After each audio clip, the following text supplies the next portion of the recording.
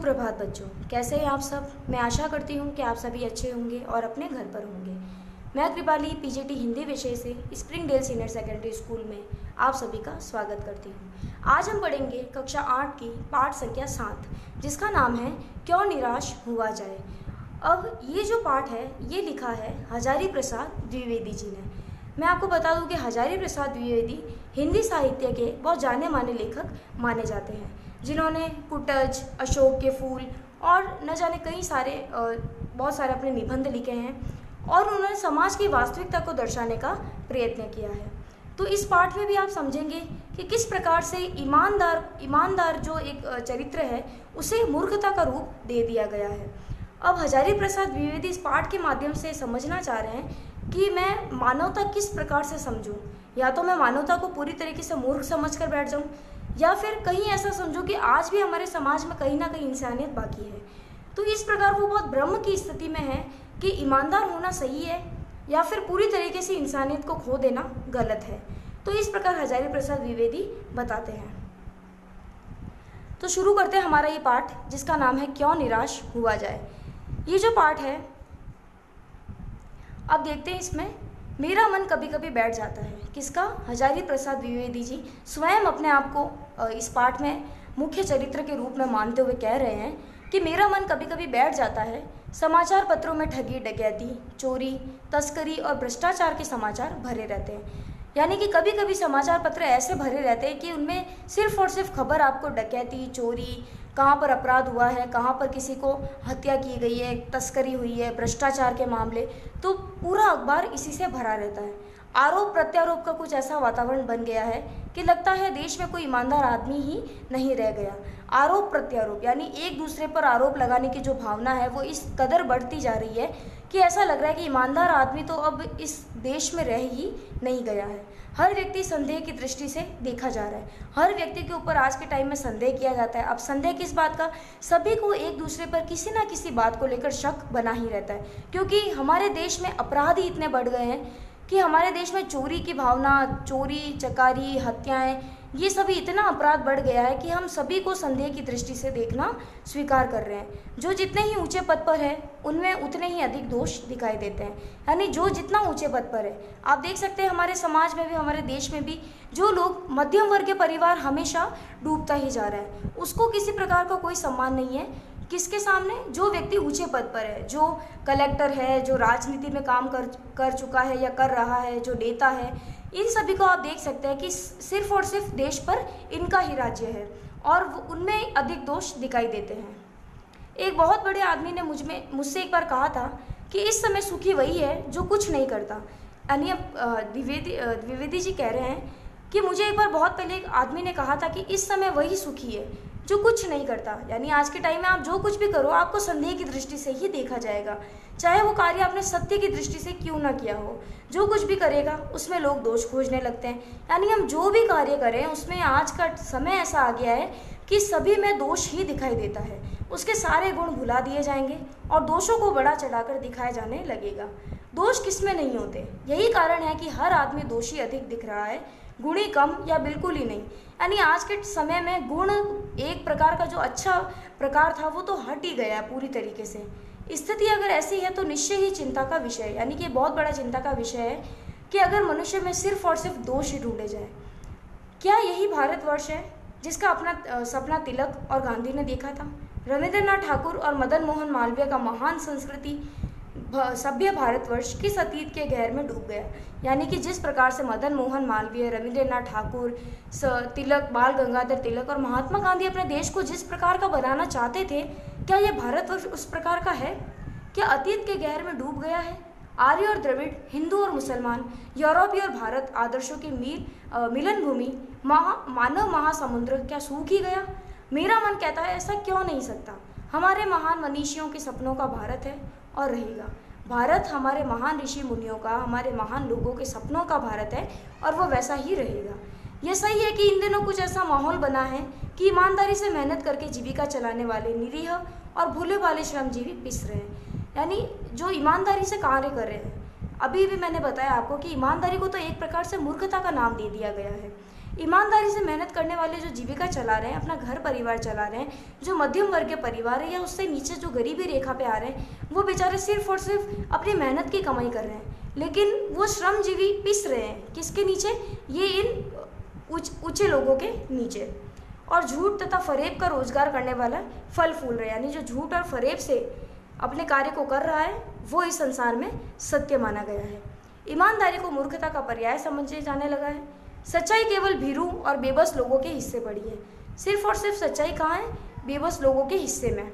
ऐसी स्थिति में जीवन के महान मूल्यों के बारे में लोगों की आस्था ही हिलने लगी है, यानी लोगों की जो आस्था थी वो धीरे धीरे डगमगाने लगी है कि किस प्रकार से हम ईमानदार रहें या हम झूठे बन जाए, या तो हम अपराधी कहलाने लग जाए या फिर पूरी तरीके से ईमानदारी और सत्य को स्वीकार कर लें।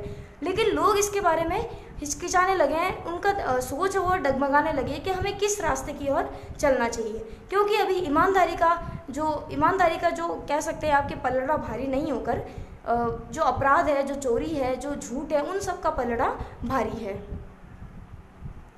भारतवर्ष ने कभी भी भौतिक वस्तुओं के संग्रह को बहुत अधिक महत्व नहीं दिया।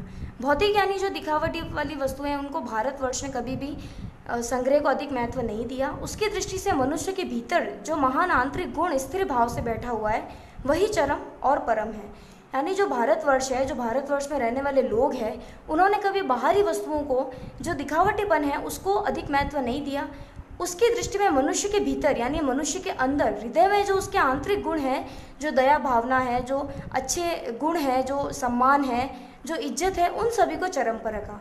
लोभ, मोह, काम, क्रोध आदि विचार मनुष्य के स्वाभाविक रूप में विद्यमान रहते हैं, पर उन्हें प्रधान शक्ति मान लेना और अपने मन तथा बुद्धि को उन्हीं के इशारे पर छोड़ देना बहुत बुरा आचरण है। यानी आप करो, लोभ सभी को होता है, लालच सभी को होता है, मोह, क्रोध सभी के मन में ये विचार उत्पन्न होते हैं और ये स्वाभाविक सी बात है, पर उन्हें प्रधान शक्ति मान लेना यानी पूरी तरीके से उन्हें अपने शरीर का एक हिस्सा ही मान लेना, ये कहाँ का न्याय है? ये तो बहुत बुरा आचरण है। भारतवर्ष ने कभी भी उन्हें उचित नहीं माना, उन्हें सदा संयम के बंधन से बांधकर रखने का प्रयत्न किया है। भूख की अपेक्षा नहीं की जा सकती, बीमार के लिए दवा की अपेक्षा नहीं की जा सकती, गुमराह को ठीक रास्ते पर ले जाने के उपायों की अपेक्षा नहीं की जा सकती। समय ऐसा आ गया है कि आप भूख की उपेक्षा नहीं रख सकते, बीमार के लिए दवा की अपेक्षा भी नहीं रखी जा सकती, और गुमराह को किसी सही राह पर, जो अपना रास्ता भटक गया, उसको भटके हुए रास्ते से अपने सही रास्ते पर ले जाने की हम भी अपेक्षा नहीं रख सकते। हुआ यह है कि इस देश के कोटि कोटि दरिद्र जनों की हीन अवस्था को दूर करने के लिए ऐसे अनेक कायदे कानून बनाए गए हैं जो कृषि, उद्योग, वाणिज्य, शिक्षा और स्वास्थ्य की स्थिति को अधिक उन्नत और सुचारू बनाने के लक्ष्य से प्रेरित है। परंतु जिन लोगों को इन कार्यों में लगना है उनका मन सब समय पवित्र नहीं होता। प्राय वे ही लक्ष्य को भूल जाते हैं और अपनी ही सुख सुविधा की ओर ज़्यादा ध्यान देने लगते हैं। भारतवर्ष सदा कानून को धर्म के रूप में देखता आ रहा है। आज एकाएक कानून और धर्म में अंतर कर दिया गया है। धर्म को धोखा नहीं दिया जा सकता, कानून को दिया जा सकता है। यानी धर्म की मान्यता पहले बहुत ज़्यादा थी, लेकिन अब क्या हो गया है कि धर्म को धोखा नहीं दिया जा सकता, कानून को दिया जा सकता है।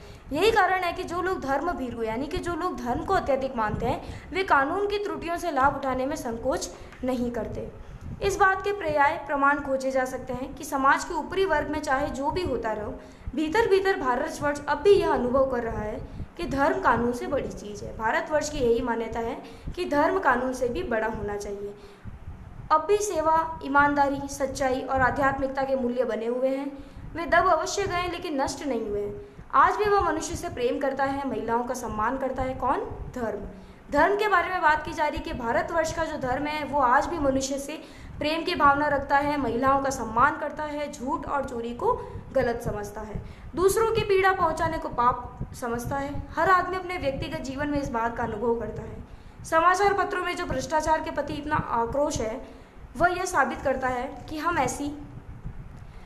ऐसी चीज़ों को गलत समझते हैं जो समाज में उन तत्वों की प्रतिष्ठा कम करना चाहते हैं, जो गलत तरीके से धन या मान संग्रह कर रहे हैं, यानी जो गलत तरीके से अपना प्रतिष्ठा को बढ़ावा दे रहे हैं, जो गलत तरीके से सम्मान और औहदा लिए बैठे हैं। दोषों का पर्दाफाश करना बुरी बात नहीं है। बुराई यह मालूम होती है कि किसी के आचरण के गलत पक्ष को उद्घाटित करके उसमें रस लिया जाता है और दोषोद्घाटन को एकमात्र कर्तव्य मान लिया जाता है। बुराई में रस लेना बुरी बात है, अच्छाई में उतना ही रस लेकर उजागर न करना और भी बुरी बात है। अब लेखक क्या कहना चाहते हैं कि बुराई में रस लेना बुरी बात है, यानी बुराई वालों का साथ देना बुरी बात है।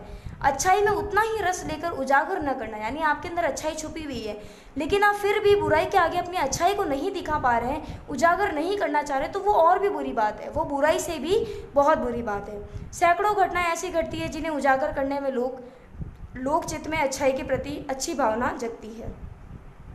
एक बार रेलवे स्टेशन पर टिकट लेते हुए गलती से मैंने 10 की बजाय 100 रुपये का नोट दिया। अब लेखक अपने जीवन में एक घटित घटना बता रहे हैं कि क्या होता है कि एक बार रेलवे स्टेशन पर वह टिकट लेते समय गलती से 10 रुपये के बजाय 100 रुपये का नोट दे देते हैं और जल्दी जल्दी में गाड़ी में बैठ जाते हैं। और थोड़ी देर में जो टिकट बाबू है वो पूरी सेकंड क्लास के डब्बे को हर आदमी का चेहरा पहचानता हुआ उपस्थित होता है। उसने मुझे पहचान लिया। मुझे किसको? द्विवेदी जी को। और बड़ी विनम्रता के साथ मेरे हाथ में 90 रुपये रख दिए और बोला, यह बहुत गलती हो गई थी, आपने भी नहीं देखा, मैंने भी नहीं देखा। उसके चेहरे पर विचित्र, यानी कि बहुत अलग सा एक संतोष की गरिमा थी, यानी उसके चेहरे पर पूरी तरीके से ईमानदारी छलक रही थी। मैं चकित रह गया। कौन? द्विवेदी जी आश्चर्यचकित रह गए।